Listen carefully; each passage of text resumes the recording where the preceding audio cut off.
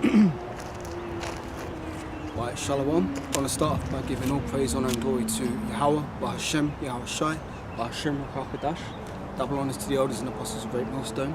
Salutes and salutations to all you brothers who have been pushing this word around the globe in truth and sincerity. We are the true Hebrew Israelites. The true Israelites, these so-called Negroes, Latinos, Hispanics, Native Americans, so on and so forth, all the way on down. You people are the true biblical Israelites because your seed line goes back to the man in the scripture named Jacob.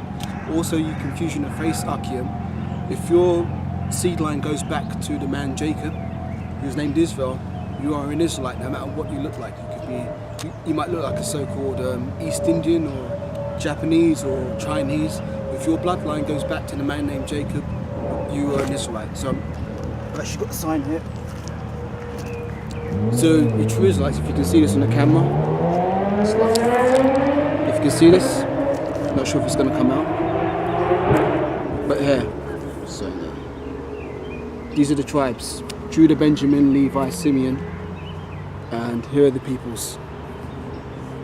Just Google GMS 12 signs, 12 tribes sign, and you'll be able to find that information. I'm not sure if it came out well on that camera there, but I'm back through the power of Yahweh Hashem Yahweh Shai to do another lesson. In today's lesson I wanted to go into the function and the role of a woman, because in today's society most people have forgotten what the real function of a woman is actually supposed to be.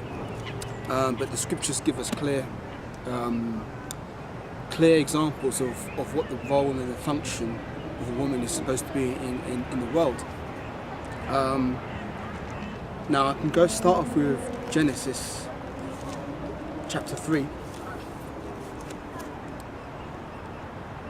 And this is after Eve had transgressed and caused Adam to transgress also.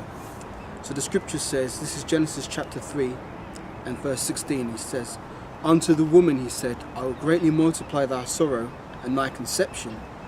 In sorrow thou shalt bring forth children, and thy desire shall be to thy husband, and he shall rule over thee." So I'll just re-emphasize that point. This is Genesis chapter 16, so Genesis chapter 3 and verse 16. And it says, "Unto the woman he said, I will greatly multiply thy sorrow and thy conception, and in sorrow thou shalt bring forth children, and thy desire shall be to thy husband." So the function of the woman,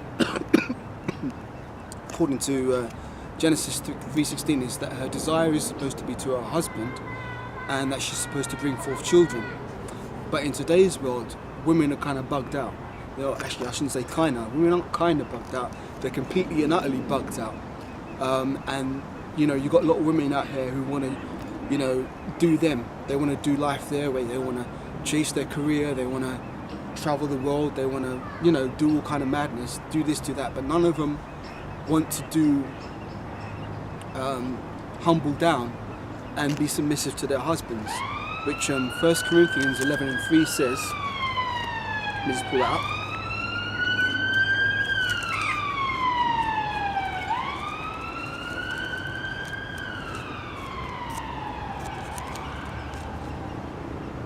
Yeah, 1 Corinthians 11 and 3 says, "But I'd have you know that the head of every man is Hamashiach," which means Messiah. "And the head of the woman is the man, and the head of the man is Hamashiach." So basically, there's an order to this thing. There's an order to the way the world was set up. You have Yahweh, and under him you have his son, which is Yahweh Shai. Then comes the Israelite man, then comes the Israelite woman, and then under them is all the other nations. That's the divine order that was set up by Yahweh Hashem Yahweh Shai. But that order has been perverted and destroyed by the rulers of this current society, which is the wicked elite of Esau, Edom. They've basically put out things like feminism and all kinds of other madness, which has destroyed the fabric of the way society is supposed to run and function. Their mantra is order ab chaos, I believe. So they want order out of chaos. So their whole agenda is to push as much chaos on the earth as possible, and then they come in and control it, which is them trying to get their birthright back, which they sold through their forefather Esau, and they're trying to get it back, but they're not going to get it because the birthright wasn't for them. So going back on in 1 Corinthians 11 and 3, it says, "But I would have you know that the head of every man is the Mashiach, and the head of the woman is the man, and the head of the man is Yahweh Shai. Every man prophesying.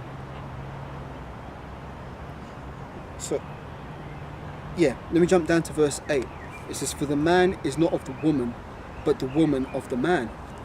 Neither was the man created for the woman, but the woman for the man." So women were created to be helps to men. The real etymology of the word woman, now you can look this up, I really advise you to do that. Actually, I'm not sure if I pull it up on my phone if it will come out on this camera. But the word woman, the root etymology of it means female servant. Apostle Gabar is always bringing this up, so I'm not sure if this is going to come up on camera. I don't know if you can read that, but you'll see it says woman, female servant. So the woman is supposed to be serving the man, but these women in this society, they don't want to serve the man. They don't want to. First of all, they don't want to serve Yahweh B'Shem Yahweh Shai. Secondly, the Israelite man is looked down upon as if he's the lowest of the low in this society, which is all by design. And thirdly, the women aren't righteous, so they just want to do themselves. Now, in the ancient world, women were a little bit more, I mean, they were still going off, but they were a little bit more wise about what it was that their role and function was supposed to be. It's like, yeah, what their role and function in society was supposed to be. So the real role and function of a woman is to bring forth children, because if we jump into Genesis chapter 9, it should give us some insight into this precept, or this point I'm trying to make.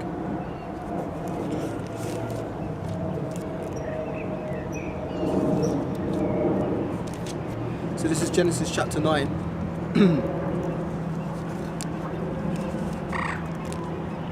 Now, Genesis chapter 9 is when Noah first came off the ark with his 3 sons, Shem, Ham and Japheth, and their 4 wives. So there was only 8 souls on the earth at that time, because everybody else had been destroyed by the great flood. And this is Genesis chapter 9 and verse 1. And it says, "And Yahweh blessed Noah and his sons, and he said unto them, Be fruitful and multiply, and replenish the earth." So that was a commandment that was given to us. We're supposed to be fruitful and multiply and replenish the earth. But in this society, in today's society, people are so bugged out that they think that they can, like women. You got women who don't want to have children; they want to chase their career. And then when they're later on in their lives, when they hit their 40s and stuff, when they've got the money, when they've got the good job, and they think, oh, you know what, I'd like to have a family now. They start to realise, hang on a minute, it's too late. They're having a lot of trouble conceiving children, and that's the thing, man. It's just the love of money is the root of all evil. So if you put your career before doing what a woman's real function is to be, which is to bring forth children, you're going off, and you're going to end up paying the price for that, because not everybody can bear children. And in the ancient world, to not bear children was a great reproach for a woman, because they're a little bit more wiser to what their function was. So if a woman couldn't bring forth children, that was a shame to her. And also it was a shame to her husband, because she wanted to help the man continue his line, because the lineage goes through the line of your father, and your father determines what nationality you are. So it's a very important thing. And if you look at it, when women are in this world, when they're born, what do they take? They have their first name and they have their father's surname, so they're named after their father until they get married. When they get married, they take on their husband's name, because the woman then becomes the property of the man who married her, because women are actually a possession. And I don't mean that in any kind of any nasty way, in the sense that, like, you're going to chain your wife up to the kitchen sink or something like that, and put a chain around her neck. No, you're not going to do that. But the point is that the woman is the possession first of the father and then of her husband. That's the right order. So once again, I'll read Genesis chapter 9 and verse 1 to reiterate that point. And it says, Genesis 9 and 1, "And Yahweh blessed Noah and his sons, and said unto them, Be fruitful and multiply, and replenish the earth." So that was a commandment, but now you've got a society where they're pushing LGBTQ plus whatever else, and all that stuff is anti-life, because 2 men can't bring forth a child, 2 women can't bring forth a child. You need a man and you need a woman in order to create that union for children to come forth. So in the society, people are thinking that it's okay to be gay or okay to be a lesbian or a transvestite or whatever else. But that's going off, and it's anti-life, and it's against the commandments of Yahweh. And Leviticus chapter 20 and verse 13 says, I'm always bringing this out, but it needs to be brought out for edification's sake. Leviticus chapter 20 and verse 13, it says, if a man also lie with mankind as he lieth with a woman, both of them have committed an abomination, and they shall surely be put to death. Their blood shall be upon them. So, homosexuality is a very big sin, and it goes against the commandment that Yahweh gave to us, which was to be fruitful and to multiply.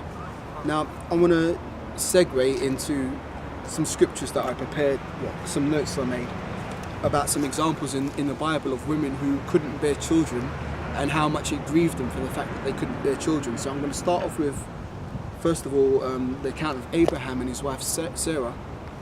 I'm looking at Genesis chapter 11.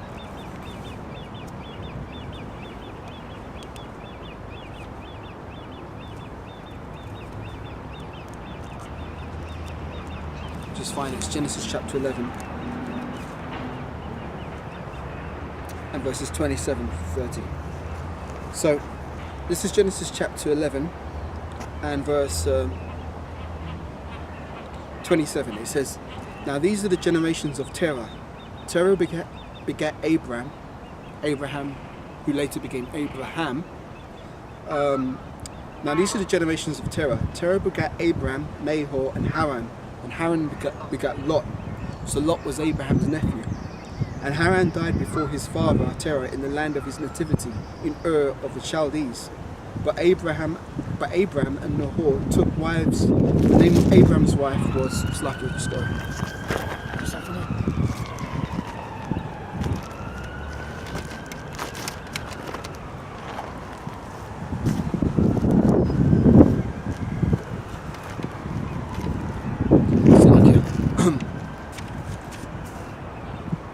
Start again.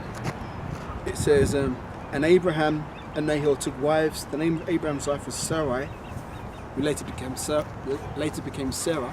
But Abraham's wife's name was Sarai, and the name of Nahor's wife Milcah, and the daughter of Haran, the father of Milcah, and the father of Isaac. Now here's the point. In verse 30 it says, but Sarai was barren and had no child. So to be barren in those days, that was a great shameful woman to not be able to bring forth children.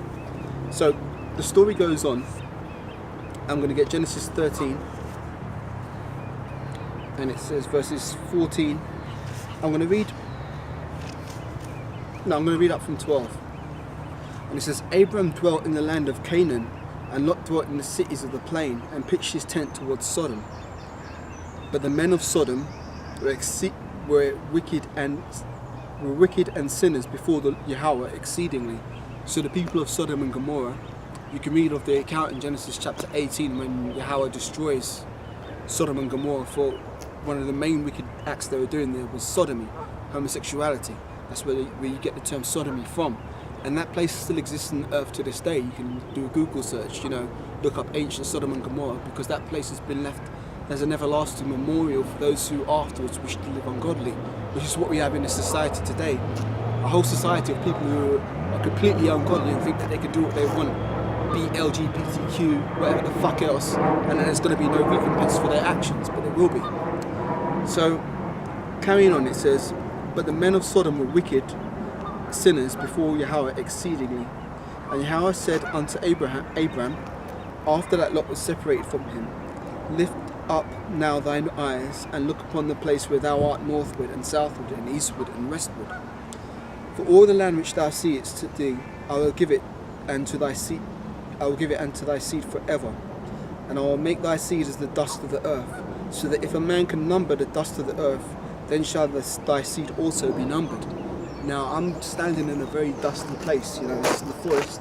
If I just kick the floor, I get little dust clouds coming up. So there's loads of little particles in those little dust clouds. And that's how prosperous Abraham's seed was going to be on the earth according to Yahweh's promise.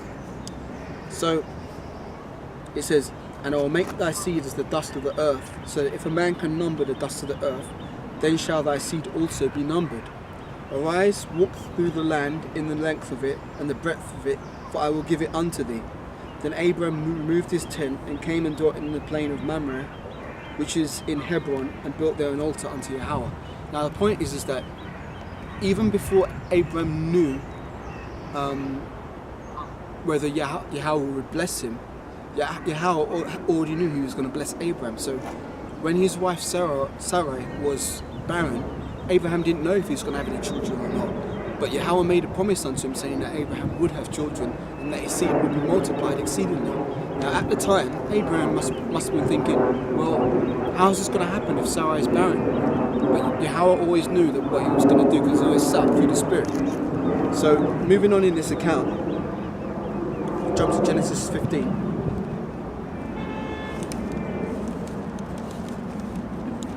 Now Genesis chapter 15 reads, And after these things, the word of Yahweh came unto Abraham in a vision, saying, Fear not, Abraham, I am thy shield and thy exceeding great reward. And Abraham said, Lord Yahweh, what wilt thou give me, seeing I go childless, and the steward of my house is this Eliezer of Damascus? And Abraham said, Behold, to me thou hast given no seed, and lo, one born in mine house is mine heir. Behold, the word of Yahweh came unto him, saying, This shall not be thine heir, but he that shall come forth out of thine own bowels shall be thine heir. And he brought him forth abroad, and said, Look now toward heaven, and tell the stars if thou art be able to number them. And he said unto him, So shall thy seed be. So basically, Yahweh showed Abraham the stars, and he said, if you can number the stars, that's how your children are going to be. So basically, you can't count the stars. In the same way, you can't number the children of Israel. But that was a very big promise, and Abraham needed to have faith in that, because at the time, his wife at the time, Sarai, was barren. She couldn't bring forth any children. So, Abraham had to have faith to believe in the promise of Yahweh. So the story continues, and it says, And he believed in Yahweh. So Abraham believed in Yahweh, and he counted it unto him for righteousness. So Yahweh saw that Abraham believed in him, and Yahweh counted it as towards Abraham as righteousness. And he said unto him, I am Yahweh, that brought thee out of Ur of the Chaldees, to give thee this land and to inherit it. And he said, Yahweh power, whereby shall I know that I shall inherit it? And he said unto him, Take me an heifer of 3 years old, and a she-goat of 3 years old, and a ram of 3 years old, a turtle dove, and a young pigeon. And he took unto him all these, and divided them in the midst, and laid each piece one against another, but the birds he divided not. And when the fowls came upon the carcasses, Abraham drove them away. And when the sun was going down, a deep sleep fell upon Abraham, and lo, a horror of great darkness fell upon him. And he said unto Abraham, Know of a surety that thy seed shall be a stranger in the land that is not theirs, and they shall serve them, and they shall afflict them 400 years. Now, I believe that's talking about when we was captives in Egypt, before we was led out of when we was led out of Egypt by Moses, because we served captivity in Egypt for around 430 years. I'm not sure of the exact number, but it was around that time. So I believe that's what that precept's talking about. It's lucky if I'm making a mistake, but I believe that's what it's talking about. And it continues in verse 14, and it says, Also that nation whom they shall serve I will judge, and afterwards they shall come out with great substance. So yes, that is talking about Egypt, because after the first Passover, when the firstborn of Egypt was slain, we were sent out of Egypt with great substance. We had gold, we had silver, we had all kinds of things, so we was able to sustain ourselves as we sojourned through the wilderness. So continuing on in verse 15, it says, And thou shalt go to thy fathers in peace, thou shalt be buried in a good old age. But in the 4th generation they shall come hither again, for the iniquity of the Amorites is not yet full. And it came to pass, when the sun went down and it was dark, behold, a smoking furnace and a burning lamp passed between those pieces. In the same day Yahweh made a covenant with Abraham. Now that's important, let me read that again. In the same day Yahweh made a covenant which means promise. And Yahweh can't break promises, because Yahweh is not a man that he should lie. So Yahweh's word is unbreakable. So it says, And in the same day Yahweh made a covenant with Abraham, saying, Unto thy seed I have given this land, from the river of Egypt unto the great river, the river Euphrates.